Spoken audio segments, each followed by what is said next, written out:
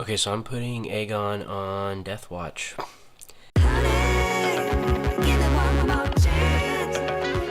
What's up, Bear Pack? Welcome back to another episode of our Targaryen playthrough in Crusader Kings 2, a Game of Thrones mod. And before we kind of get into everything, I did a little bit of digging.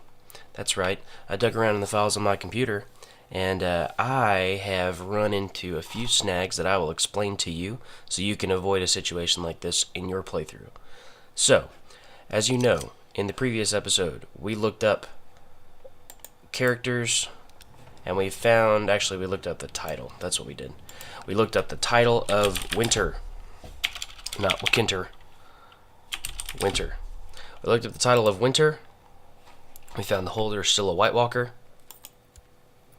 And that is the reason that we're still in perpetual winter and even experiencing devastating winter down in King's Landing. So, the solution for this is typically you go into the game file, you edit it in a program such as Notepad++, and you remove the title entirely, possibly giving it to yourself and therefore destroying it, that way.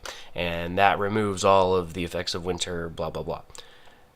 However, because I made the decision at the start of this playthrough to play Iron Man, not only does Iron Man not allow you to use the console, but it also encrypts your save files, not just compresses. If you check the box for compress, it's a lot harder to edit, but that's easy. You go in, you uncheck compress files, and you continue playing, and your next save, you can go in and edit that one.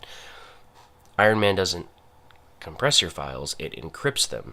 And there's a checksum that checks the integrity of the file, blah, blah, blah. Basically, even if you were to possibly reverse engineer the process of encrypting the file, it totally ruins the game whenever you go back in to edit. So, we're going to have to deal with this problem entirely in-game. I have a few ideas on how to do that.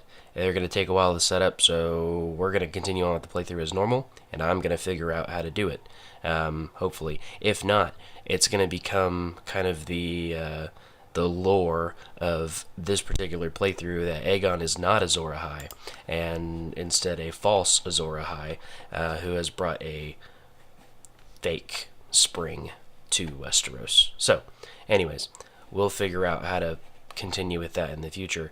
The other aspect that I want to get into before we get started is yesterday was the premiere of two brand new playthroughs as Tywin Lannister and Joffrey Baratheon. And so if you haven't caught those yet, please go watch those whenever you're finished with this video. Make sure you leave a like before you go. But go watch those videos. Two more episodes are coming out tomorrow, one of each. And we're going to decide which playthrough is the one that y'all want to see going forward, based on how many likes each video gets. So total sum between the two videos, or the two episodes of each playthrough will be added together. Whichever one has the most at the end is going to continue on Tuesdays and Thursdays. I'm partial to one in particular, but I will not say which one. However, the most important thing is that you continue to watch these videos, continue to like them, subscribe if you aren't, share these videos on the subreddit if you haven't already. Let's really grow the channel through these two playthroughs, what is right now 3 playthroughs. So anyways, let's get into dealing with all the stuff that Aegon has today. Okay, so the first step in wiping out all of our current issues is to begin awarding titles to this dude, King Hisdar, the Holy of New Gis. Giving back all of these titles to these guys is not really an easy choice. I really don't want anything to do with them, though, so there's no reason for me to have them. There's no opportunities over there. Everything's a mess. People will always hate me because I'm a foreigner and have a foreign religion, all that kind of stuff, and there's just no chance of doing anything here in Slaver's Bay that is worth anything at all. So for Dany in canon, it kind of makes sense for her to have a taste of leadership, but we're King of the Iron Throne. We really can't be spread east and west with so much space in between us and our other half of the empire.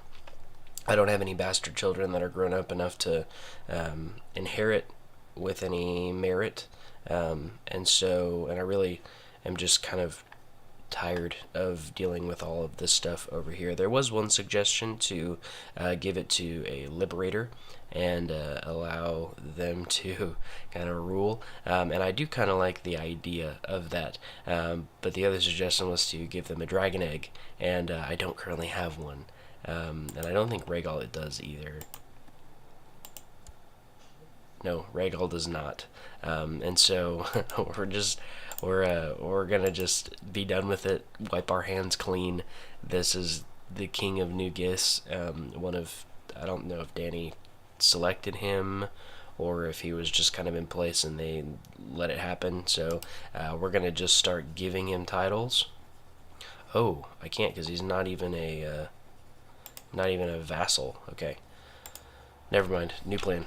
Okay, I'm at a crap or get off the pot point. So, Ellis Linderley, who has decent stats and pretty good traits. The diplomacy is what really intrigues me because he's only a naive appeaser, but he is a liberator, and he's a Valeman, so he's kind of the West, but I feel like he would do a good job over in the East. He's currently the maiden men of Captain Kedge.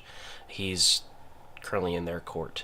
So I don't know exactly what happened. He doesn't hold any titles. He has a couple weak claims, but that's not really going to be any sort of issue. So, best stats that I can find, and kind of overall has the best chance to actually do something over here in Slaver's Bay. He has a child, so he has an heir already, who is 13, and who, has the potential to be something good. So, with that in mind, we're going to just begin dumping titles on this guy. But first I have to make him like me. Okay, I meant this guy. This guy is R'hllor. He's currently at Bear Island, and he's a liberator, former slave. He is cynical, erudite, shy, and kind. Pretty good commander. I mean, I wish he had a higher diplomacy, but I think he'll make a good emperor of Gis. And 45 is not that bad. He's not married, and he won't accept any of my marriage invitations, so I'm hoping he just takes a Giscari wife and does that to kind of acclimate to the culture. But after this, I mean, I really don't care what happens there, because ultimately it has nothing to do with me. So, High Lordship of Copper Hills, Lordship of Vadadlan,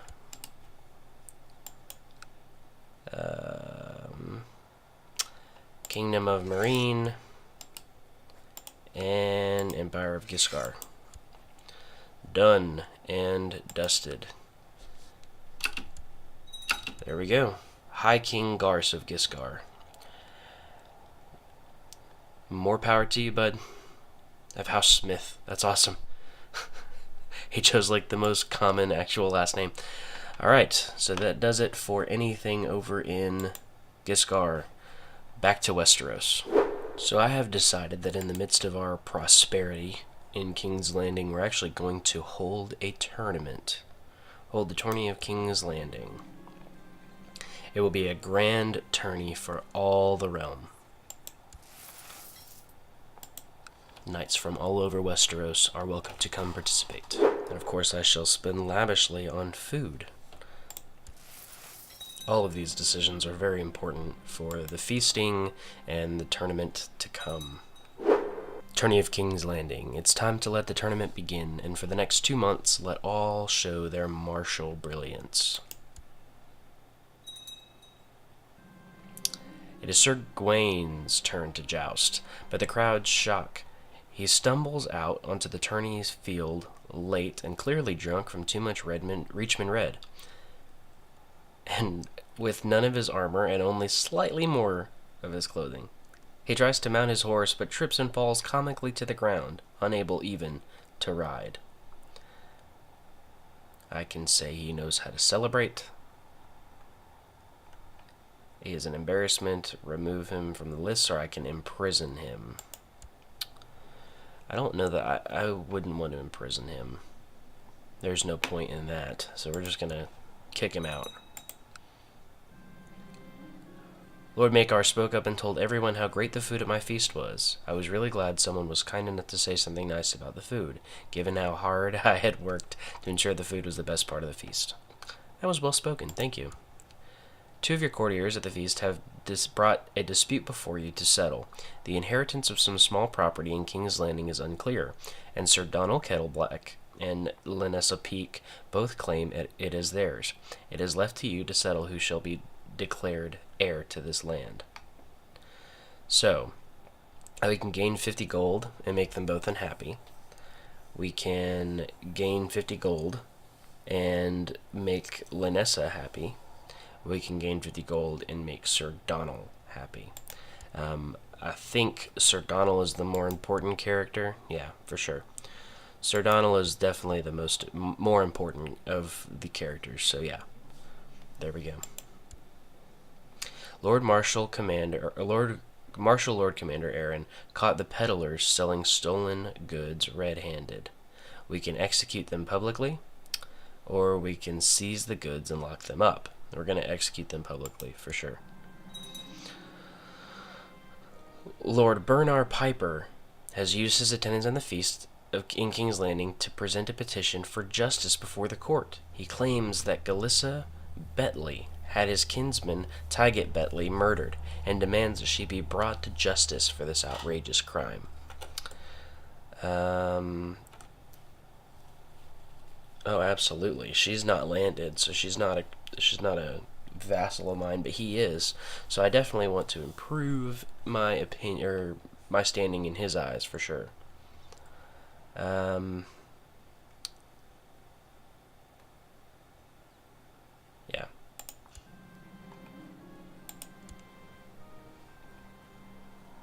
Oh yeah, she's a dishonorable kinslayer. For sure. Excellent.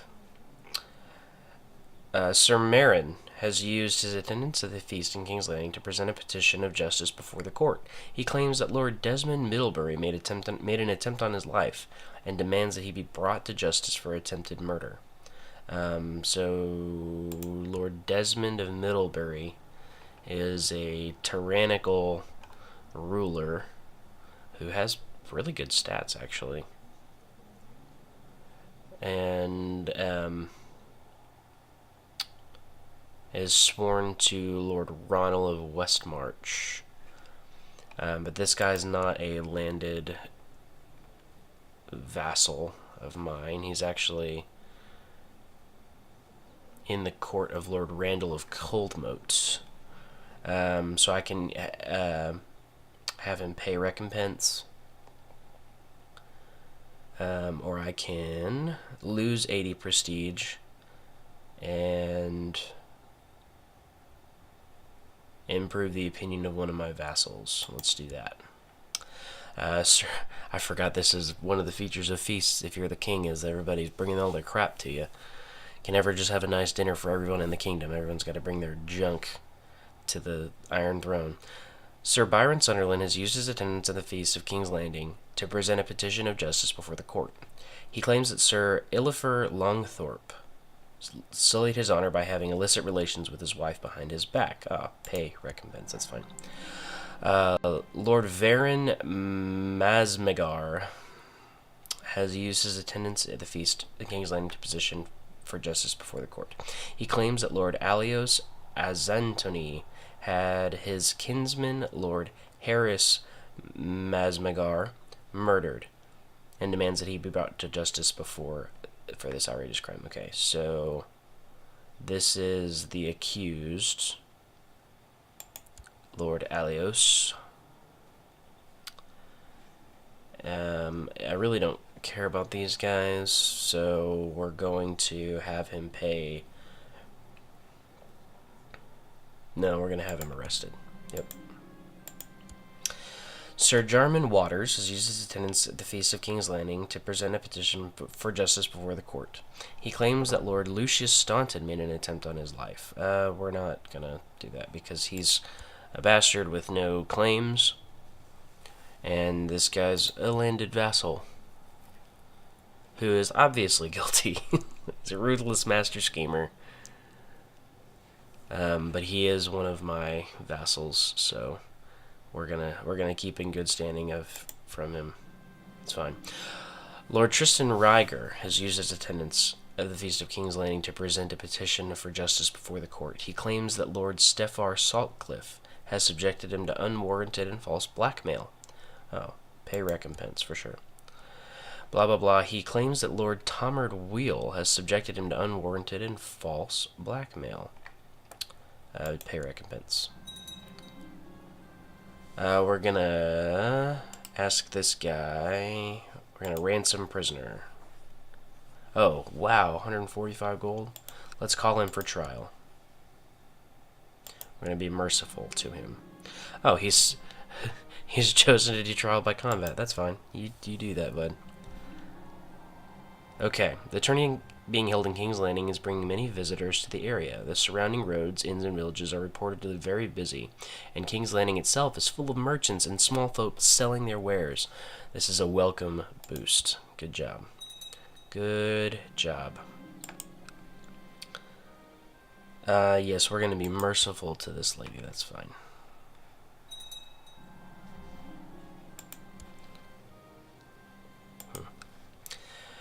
The Tourney of King's Landing.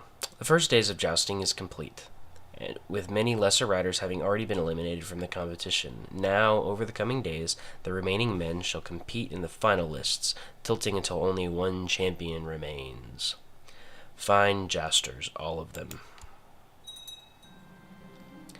It was Lord Egner Rollingford and Lord Brendan Yelsher's turn to joust in the list. Lord Brendan won soundly. In the final tilt, Lord Engar was sent flying from the saddle in a hail of shattered lance pieces. He landed with a sickening crunch, clearly grievously injured. That's this guy. Severely injured, disfigured. Yikes. This is most unfortunate for sure. Lord Brendan Yelsher and Sir Axel were next to joust. So Sir Axel is one of my bodyguards, I think. Oh, he is a bodyguard, but he's a commander in the Trident. And then Lord Brendan doesn't have great stats. He's a skilled fighter, I suppose, and a duelist, but that's weird that he's winning. He's won 2 rounds already. I don't know exactly what's up with that. After many tilts over several days, only 2 knights remained undefeated. Lord Commander Aaron of Drakebridge and Lord Brendan Yelsher faced each other in the final joust, and after many tilts of finely executed jousting, Lord Brendan was unhorsed, leaving Lord Commander Aaron of Drakebridge to be declared the winner of the tourney. Just as we expected. I mean, it would be very tough to do anything against this guy who's a formidable fighter and he's strong. He's got a 12 dual skill estimate. This guy is definitely deserving of being a champion. Robert Strong is still alive at the age of 81. He's incapable, so I don't know why we're keeping him alive. The silent monster trait is just so funny to me.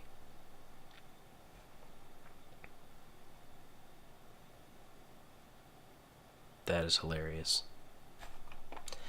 He is a worthy champion for sure. As victor of my tourney, Lord Commander Aaron of Drakebridge has the honor of choosing the Queen of Love and Beauty, so he has decided to crown Lysa as his queen. Ooh, Lysa, who's a Reachman. She's a mystic who's paranoid, authoritative, selfish, ruthless, and just. Interesting. She kind of has similar features to my second wife in the face area. The tournament is over now, and it is time to bask in the glory. A glorious event. Good job. So our Master of Coin, our Lord Treasurer, has finally died of cancer. Cancer's rampant in this game, for sure. Lord Treasurer. So we need to select a new character. So we have Cavo, SOC Valyrian. He's a commander. He's a genius Septon. Wow. I mean, we need to just make him our Septon, for sure. But he's got 16 stewardship skill, which is 4 points higher than anybody else. So we're going to actually select him as our Master of Coin, for sure. So we have a new Lord Paramount of the Stormlands, Lord Paramount Harold Selmy, who is the son of Lady Paramount Artaria and grandson of Barristan the Bold. He's 27. He is a poor fighter, but he is a Grey Eminence. He is, that's the diplomacy education trait. He is a knight, a duelist. He's diligent, content, arbitrary, brave, charitable, and a little bit crazy like myself. So, Kingsguard member Ryman Frey, you remember him? He was killed in a tourney joust. What? Okay. Bring me the greatest knights in the realm. Sir Garrett.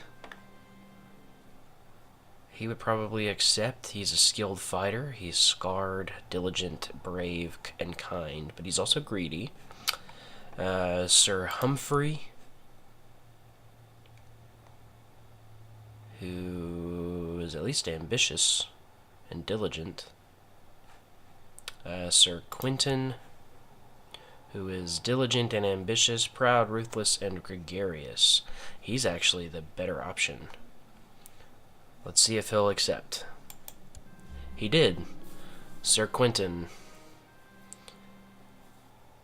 newest Kingsguard member. Okay, so I'm putting Aegon on Death Watch at the age of 66. He's been reading the 7-Pointed Star, and it claims that death is not something a true believer should be afraid of.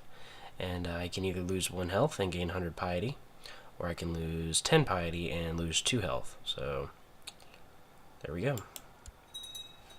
Just like that. We're going to intervene for sure. So I've just been looking through all of this stuff, and my wife is still not pregnant. I took her out of hiding just to be on the safe side, see if that was affecting maybe her ability to have children. So she's still 27, so still well within the realm of possibility of her having a kid.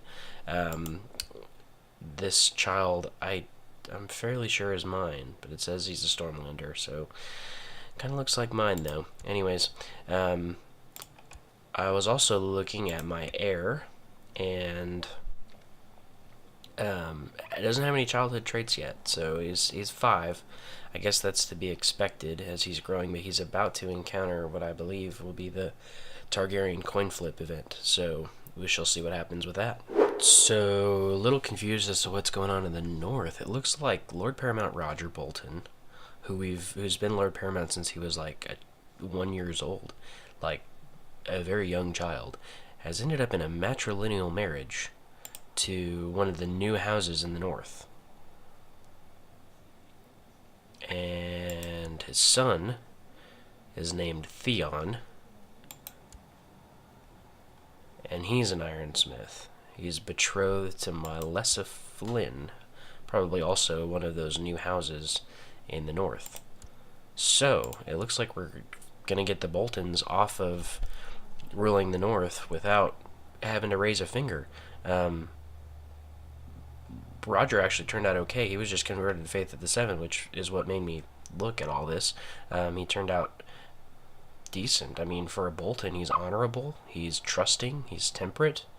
I mean, those aren't qualities of any of the Boltons in the canon, for sure. So I've been a bad king again. I had another son by the lady that's in prison. He has a hair lip, dang it. But he's attractive, so there's always that. So I need to come up with a name. and it's only going after names of her ancestors. So we're gonna go with Alex, because that kind of has the Targaryen ring to it for sure. So bastard son, I'm obviously able of producing children, so I'm gonna acknowledge him as mine, and I'm gonna give him the struggle childhood focus. Let's see what my wife. That's not my wife. Let's see what my wife thinks of me. Her opinion didn't go down that much.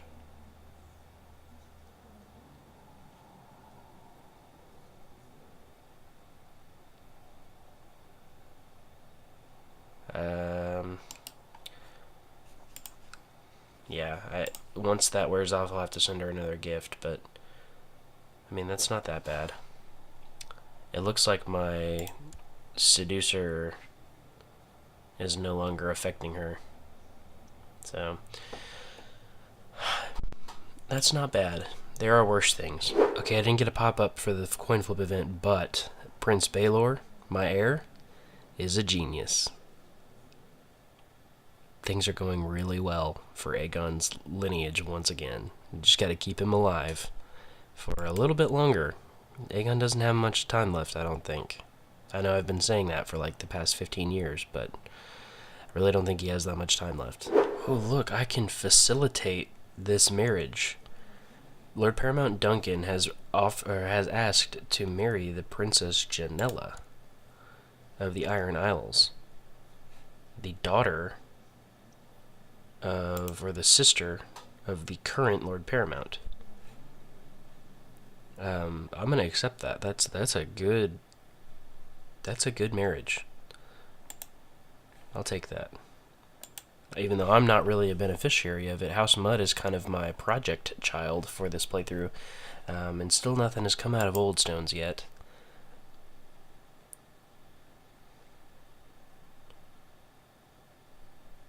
Just seeing if I make it the crown focus, if it will do anything.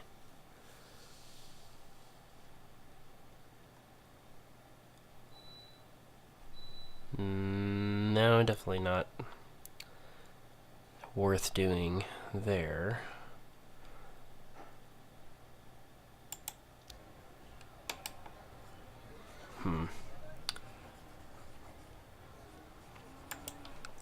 I'm fairly certain it's the winter that's really affecting everything. I mean, I know colonies take about 50 years to really advance, so maybe not, but I'm pretty sure that the winter is what's ruining everything for me right now. Here we go. We actually have a chance to put winter to an end. We've received a message from across the narrow sea. Pureborn Merlin II, Gosmion, writes that the ancient city of Karth is being plagued by strange demons of ice and snow. He calls for all men of honor to put aside petty differences and ride with him and reclaim the dawn. We are definitely doing this, for sure. Oh, wow, he's about to lose.